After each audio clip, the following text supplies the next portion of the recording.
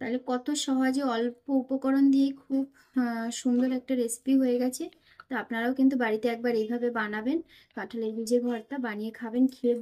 খেলেই বুঝতে পারবেন যে কতটা টেস্টি হয়। নমস্কার বন্ধুরা, আপনাদের সবাইকে সীমা রান্নাঘরে স্বাগত।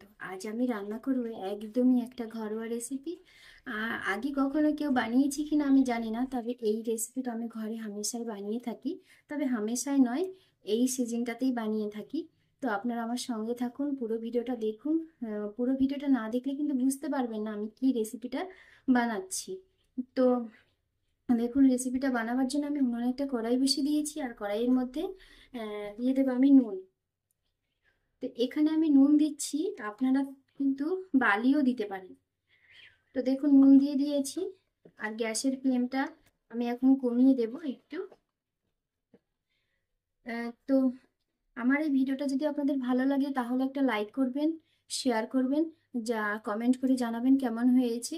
আর যারা আমার চ্যানেলটা নতুন দেখছেন তারা অবশ্যই একটা সাবস্ক্রাইব করবেন, পাশে বেল আইকনটি ক্লিক করবেন, যাতে করে প্রতিদিন যে আমি ভিডিওগুলো ছাড়ছি সেই ভিডিওগুলো সবার প্রথমে আপনাদের কাছে পৌঁছে যাবে। তো দেখুন, যেহেতু কড়াইটা আমি আগে থেকে গরম করে নিয়েছি, আর নুনটাকেও আমি গরম করে নিয়েছি, একটু নাড়াচাড়া করতেই নুনটা কিন্তু গরম হয়ে গেছে। এখন আমি গ্যাসের ফ্লেমটা বাড়িয়ে দেবো, আর দিয়ে দেবো এই দেখুন, এগুলো কি বলুন তো, এগুলো হলো কাঁঠালের বীজ। তো এই কাঁঠালের বীজেরই আজকে আমি ভর্তা বানাবো। তো এই রেসিপিটা আমি কি করে বানাচ্ছি পুরো ভিডিওটা না দেখলে তো বুঝতে পারবেন না, সেই জন্য আমাকে পুরো ভিডিওটা আপনাদের দেখতে হবে। আমার পুরো ভিডিওটা দেখে জেনে নিতে হবে। তো দেখুন, এই কাঁঠালের বীজগুলো কিন্তু বালিতেও ভাজা যায়, যেহেতু আমার এখানে বালি নেই সেই জন্য আমি নুন দিয়েই ভেজে নিচ্ছি। বালি বা নুন দুটোর মধ্যে যে কোনো একটাতে ভাজলেই হলো। তো এই নুন দিয়ে আমি সুন্দর করে ধৈর্য ধরে এগুলোকে ভাজতে হবে।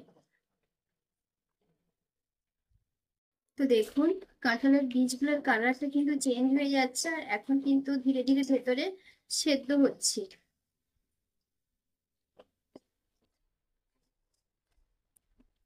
গ্যাসের ফ্লেমটা কিন্তু মিডিয়ামে রেখে ভাজতে হবে। তো এখনো ভাজা হয়নি, আরো খানিকটা ভাজতে হবে। তারপর আমি আপনাদের দেখাবো যে ভেতরে কেমনটা সেদ্ধ হয়েছে। তো দেখুন, কাঁঠালের বীজগুলো কিন্তু ভাজা হয়ে গেছে, আর কালারটা কেমন চেঞ্জ হয়ে গেছে না ওপর থেকে। তো বীজগুলো ভাজা হয়ে গেছে, তো কতটা ভাজা হয়েছে সেটা একটু আপনাদের দেখিয়ে দিই। তো একটা নিয়ে আমি দেখিয়ে দিচ্ছি।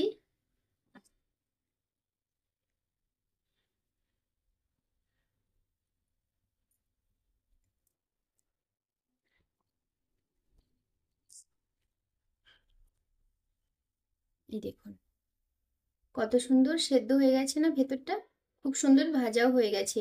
তো এখন আমি এই বীজগুলোকে নামিয়ে দেব, নামিয়ে ঠান্ডা করব, ঠান্ডা করে খোলাগুলোকে ছাড়িয়ে নেবো সুন্দর করে।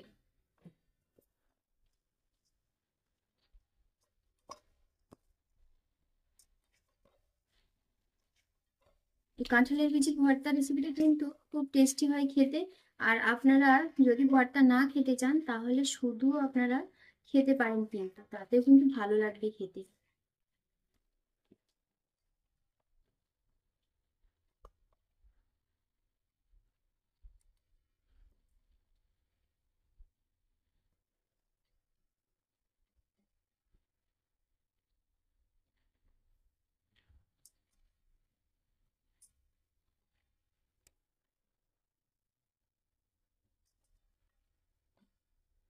তো দেখুন, পুরো বীজগুলো আমি তুলে নিয়েছি নুন থেকে। এখন এই নুনের মধ্যে আমি একটু ভেজে নেব শুকনো লঙ্কা। দেখুন, লঙ্কাগুলো ভাজা হয়ে গেছে, লঙ্কাগুলোকে তুলে নিচ্ছি। তো এখানে যেহেতু আমি ভর্তাটা নিরামিষ করব, পেঁয়াজ রসুন দেব না, সেই জন্যই শুধু লঙ্কাটা ভেজেছি। আর যদি আপনারা রসুন দিতে চান তাহলে এই নুনের মধ্যে কিন্তু রসুনটাকেও একটু ভেজে নিতে পারেন। আর যদি কাঁচা লঙ্কা দিতে চান কাঁচা লঙ্কা দিলেও কিন্তু ভালো লাগবে খেতে। তবে কাঁচা লঙ্কাটাকে একটু এইরকম নুনের মধ্যে একটু এইভাবে নেড়ে চেড়ে হালকা করে সে ভেজে নিলে বেশি ভালো হবে খেতে। তো এখন আমি নুনটাকে নামিয়ে সাইডে রেখে দেব। আর কাঁঠালের বীজগুলো ঠান্ডা হয়ে গেছে, তার খোসাগুলোকে ছাড়িয়ে নেব।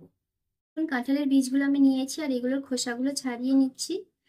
তবে হ্যাঁ, কাঁঠালের বীজটা যখন ভাজবেন তখন দেখে একটু ভাজতে হবে। যদি নষ্ট হয়ে যায়, খারাপ হয়ে যায় বীজগুলো, তাহলে কিন্তু সেইগুলো বীজগুলো ভাজা যাবে না, ভাজলে কিন্তু ভালো হবে না খেতে।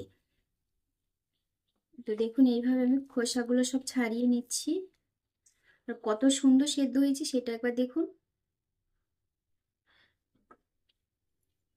দেখুন কাঁঠালের বীজের খোসাগুলো আমি ছাড়িয়ে নিয়েছি, সাদা উপরের যে পাতলা খোসাটা হয় সেটাকে। আর এই লাল খোসাটা ছাড়াবার দরকার নেই, তবু একটু হাত দিয়ে এভাবে ঘষে নেব, যতটুকু যাবে যাবে, আর যতটুকু না যাবে না যাবে, কোনো অসুবিধে নেই। তো দেখুন এই কাঁঠালের বীজগুলোকে আমি একটা মিক্সির বাটির মধ্যে নিয়ে নেব। তো আপনাদের যদি মিক্সির বাটি না থাকে, মিক্সার মেশিন না থাকে, তাহলে আপনারা শিলপাটাতেও বাটতে পারেন, তাতেও কিন্তু ভালোভাবে বাটা হবে। তো দেখুন আমি একটা মিক্সির বাটি নিয়ে নিয়েছি, এর মধ্যে আমি দিয়ে দিচ্ছি এইগুলোকে। তো আমি যতগুলো ভেজেছিলাম সবকটা আমি ভর্তা করব না, অল্প অর্ধেকটা পরিমাণ করব, আর বাকি অর্ধেকটা এইভাবেই খাওয়া হবে, সেই জন্য আমি রেখে দিয়েছি। তো দেখুন এখানে নিয়ে নিয়েছি, আর এর মধ্যে দিয়ে দেবো আমি দুটো শুকনো লঙ্কা, যে লঙ্কাগুলো আমি ভেজেছিলাম সেই লঙ্কা, আর দিয়ে দেবো নুন। এই যে, পরিমাণ মতো নুন দিয়ে দিচ্ছি আমি এখানে। আর এখন দিয়ে দেবো জল। এখন জল দিয়ে দিচ্ছি আমি। জল দিয়েছি, যতটা কাঁঠালের বীজ নিয়েছি আমি তার উপর দিয়ে জল ভেসে উঠেছে, অতটা পরিমাণ করে আমি জল দিয়েছি। তবে এতটা জলে ঠিকঠাক মাপের হয়েও যেতে পারে, আবার কমও হতে পারে। তখন যখন বাটবো আমি, তারপরে সেটা বুঝে আবার একটু জল দিতে হবে। চলুন এটাকে আমি একটু বেটে আনি, তারপরে আমি আপনাদের আবার দেখাবো। দেখুন আমি কাঁঠালের বীজগুলোকে বেটে নিয়েছি, আর দেখুন কত সুন্দর একটা পেস্ট হয়েছে। এই দেখুন, তো এইরকমই হবে পেস্টটা। তো আমি এটাকে একটা বাটিতে নিয়ে নেব।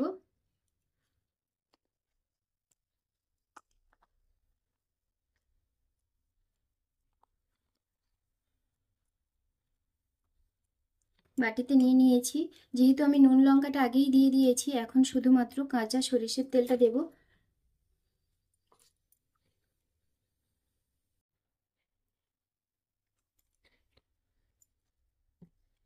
তেলটা দিয়েছি, তেলটাকে ভালো করে ভর্তাটার সঙ্গে মিশিয়ে নেব।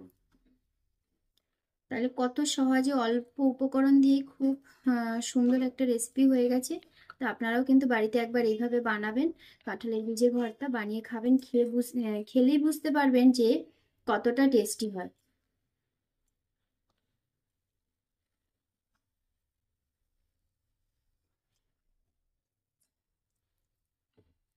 তো হয়ে গেছে আমাদের কাঁঠালের বীজের ভর্তা রেসিপি। তো এই রেসিপিটা কেমন লাগলো সেটা অবশ্যই কমেন্ট করে জানাবেন। তো আপনারা সবাই ভালো থাকবেন, সুস্থ থাকবেন। আর এই যে রেসিপিটা, এটা আমি গরম ভাতের সঙ্গে পরিবেশন করব। গরম গরম ভাতের সঙ্গে পরিবেশন করলে ভীষণ ভালো লাগে খেতে। তো সবাইকে টাটা।